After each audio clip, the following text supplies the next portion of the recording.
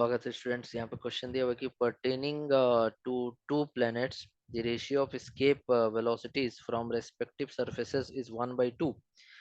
The ratio of the time period of the same simple pendulum at their respective surface is 2:1 in the same order, then the ratio of their average densities is। ठीक है, देखो जो question दिया हुआ है उसमें तुमको दो प्लेनेट है। मान लो एक प्लेनेट का नाम है वन, दूसरे प्लेनेट का नाम है टू। तो प्लेनेट वन के लिए जो escape वेलोसिटी है, एक मिनट, हाँ, तो प्लेनेट वन के लिए जो escape वेलोसिटी है वो है √2 g r। और प्लेनेट टू के लिए जो escape वेलोसिटी है वो भी √2 g r। ग्रेविटी यहाँ अलग अलग, रेडियस दोनों का मान लो अलग अलग है। तो इसका रेशियो जो यहाँ पे गिवन है वो दिया हुआ 1/2 क्वेश्चन में। ये escape वेलोसिटी का फॉर्मूला होता है, ठीक है, ये तुमको पहले से पता होना चाहिए, नहीं तो फिर ये क्वेश्चन बना नहीं पाओगे।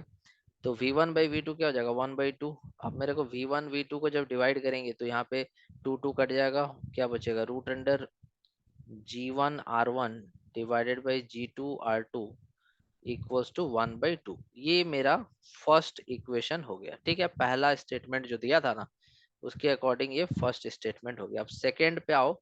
सेकंड में बोल रहा है कि the ratio of time period of simple pendulum.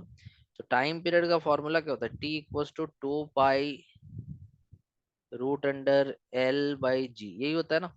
तो इसके अकॉर्डिंग अगर तुम बात करोगे तो यहाँ पर एक ही पेंडुलम है और उसका दोनों प्लैनेट्स में टाइम पीरियड का रेशियो दिया हुआ है जो T1/T2 2:1 दिया हुआ है। और तुम देखोगे इस इक्वेशन के हिसाब से तो T is inversely proportional to √g। L नहीं लेना है, क्यों? क्योंकि सेम पेंडुलम है तो लेंथ दोनों जगह पे सेम ही रहेगा। 2 पाई एक कांस्टेंट टर्म है, तो टाइम पीरियड किसके प्रोपोर्शनल हो जाएगा 1/√g के। और क्वेश्चन के हिसाब से T1/T2 का रेशियो जो होगा वो हो जाएगा तुम्हारा √g2/g1। इनवर्सली प्रोपोर्शनल था ना इसीलिए, ठीक है, उल्टा होगा। तो T1/T2 का वैल्यू कितना दिया हुआ है 2:1, दैट मीन्स कि √g2/g1 का वैल्यू दिया हुआ है 2:1। अब इसको मान लो सेकेंड इक्वेशन। अब तुम फर्स्ट और सेकेंड इक्वेशन दोनों को मिलाओ तो तुमको पता चलेगा कि इस वाले इक्वेशन में g2/g1 का वैल्यू हम सब्सटीट्यूट कर सकते हैं, जो कितना लिखा जाएगा वन। g1/g2 कितना लिखा जाएगा 1/2।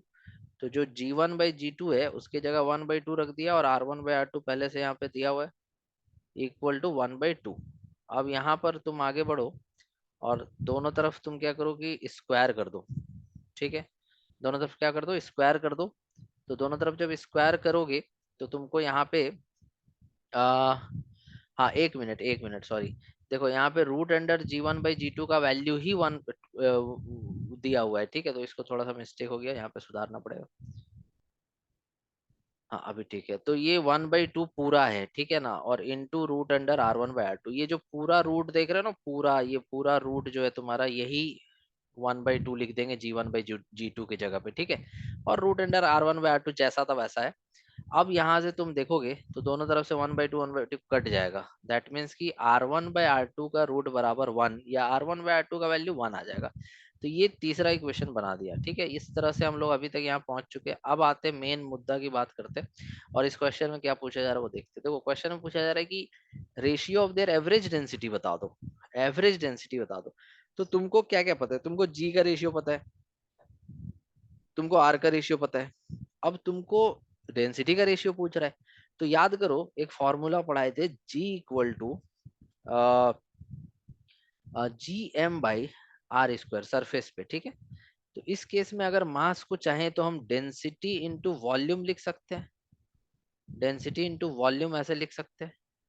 मास हो गया density into volume upon r²। तो यहाँ से g का एक वैल्यू आ रहा है 4/3 पाई ρ g r।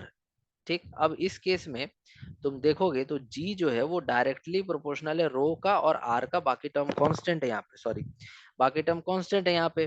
तो अब अगर सपोज करो कि हम तुमको बोले कि g1/g2 किसके प्रोपोर्शनल होगा, तो तुम बोलोगे sir ρ1r1 divided by ρ2r2 के। तो मेरे को डेंसिटी का रेशियो चाहिए था ना, ρ1/ρ2 चाहिए था ना। तो ρ1/ρ2 इक्वल टू हो जाएगा g1r2 डिवाइडेड बाई g2r1।